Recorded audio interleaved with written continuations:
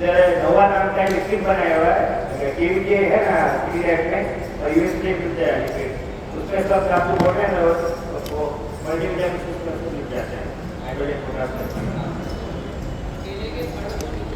हाँ हाँ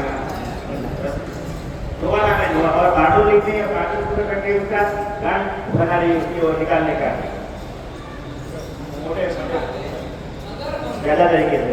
अच्छी बात है, ये मुझे पता है, जानकारी ये। अगर हम रटून क्राफ्ट ले रहे हैं तो हमें थर्ड काटने की जरूरत ही नहीं है, वो थर्ड अपने आप ही बच्चे को पोषण देगा। हमें ये लिक्विड क्यों चाहिए? फर्स्ट क्राफ्ट के लिए। अगर ये हम खरीद के भी लाए तो अच्छी चीज है, ये केले में बहुत काम करने वाली है। 150 रुपए लीटर, तो ये उपयोग कर सकते हो आप स्प्रे में भी, ड्रिप से चलाने में भी। जो केले को निचोड़ने के बाद उसका रसा है ना, उस सभी तरह के न्यूट्रिशन है उसमें, अलग से फिर केले को कुछ देने की आवश्यकता नहीं, कर सकते हैं फर्स्ट क्राफ्ट। हाँ जी, नाली और पानी के जो भेड़ बना है उसके ऊपर एक्स्ट्रा मिट्टी तो नहीं डालनी है, इससे ही लगाते रहना है। अलग से मिट्टी चढ़ाने की आवश्यकता नहीं है, केले की प्रवृत्ति है, जितनी मिट्टी चढ़ाओगे वो खुद ही उठकर बाहर आ जाता है। जो मिट्टी चढ़ाते हैं वो ध्यान रखें कि हम जैसे मिट्टी चढ़ाते हैं केले में, उसका टखना उठ करके खुद बाहर आ जाता है। तो बहुत ज्यादा केले में दिमाग नहीं लगाना है मिट्टी चढ़ाने का, एक बार मिट्टी लगाना है, ओनली एक बार, क्योंकि 2 से 2.5 महीने तक तो वो जो चलता रहेगा उसको छेड़ने की आवश्यकता नहीं।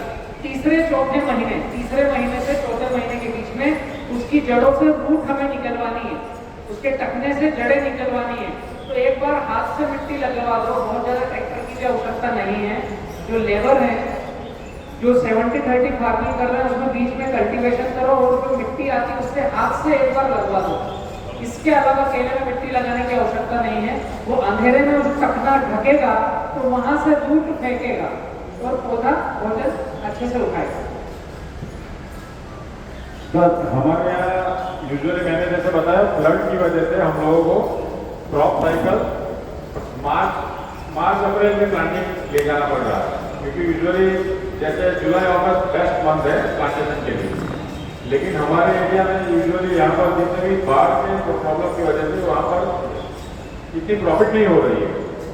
अब मार्च में प्लांटेशन में हमको दिक्कत आ रही है मोर्टालिटी, इसके लिए हम लोगों ने ऐसे तो वो 3 का पहले पेड़ के ऊपर 3 डाल देते हैं, 1 महीना पहले ऐसे करते हैं, लेकिन आपके पास अगर उसका कोई दूसरा अच्छा सुझाव हो जिसकी वजह से हम लोग मैक्सिमम मोर्टालिटी कवर कर सकते हैं, तो एक ये चीज़ है। और दूसरा एक प्रॉब्लम आ रहा है, ये तो आपका प्रश्न आपके लिए नहीं है, जो प्लांट सप्लायर है उनके लिए, लेकिन बारिश के टाइम पे जो प्लांट आते हैं ना कोकोपीट के अंदर, उसको जो हम लोग ट्रेन से उठा नहीं पा रहे हो, जैसे उठाने जाते हैं वो पूरा निकल ही आता है उसके साथ में, और वो जो प्लांट होता है तो वो उसको सेट होने में थोड़ा ज़्यादा टाइम लगेगा। हाँ वो धीमे रह जाएगा। हाँ, जो बिना उखड़ा हुआ लगा है वो जल्दी चल ये 2 चीज़ है। अगर आपके पास है पूरा हर चीज का इलाज मिलेगा, प्रश्न पूछोगे तो निकल के आ जाएंगे। एक्चुअली थोड़ी देर तक तो मैं देता हूँ प्रवचन, उसके बाद मुझे भी आशा रहती है कि कोई मुझे सुन रहा है तो पूछेगा, तो बताने में मजा आएगा। आपके प्रश्न दोनों के उत्तर है।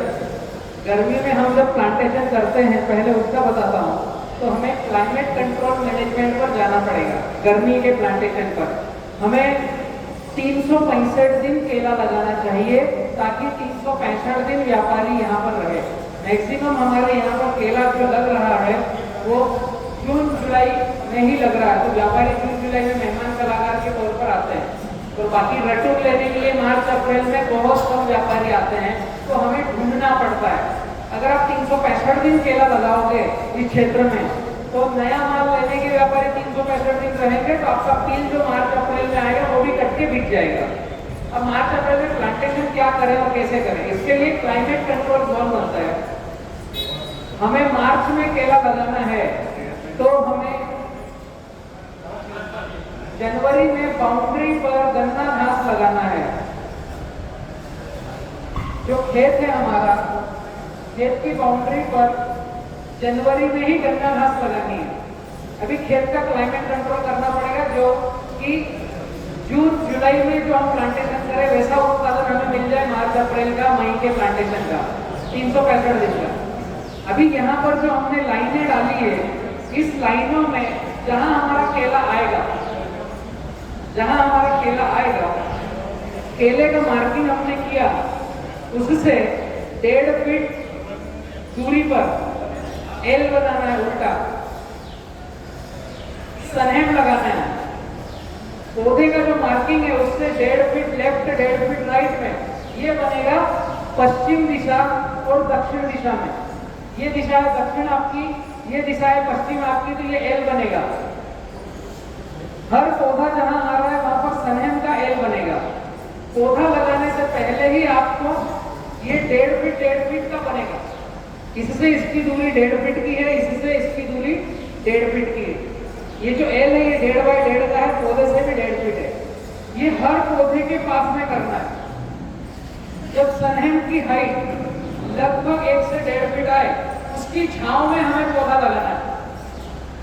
इस तरह की प्रक्रिया करेंगे तो आपको 365 दिन कभी भी केले का प्लांटेशन करोगे तो जून जुलाई जैसा ही आउटपुट आएगा, कोई मोर्टिलिटी आएगी नहीं और पौधा सेट होकर के चल पड़ेगा। जब बारिश होगी, पहली बारिश जुलाई की, जून लास्ट की, उस समय आपको ये सनहेम हटाना है और वहीं तोड़ करके आच्छादन के लिए डाल देना है। 365 दिन कैसा भी लगा सकते हो,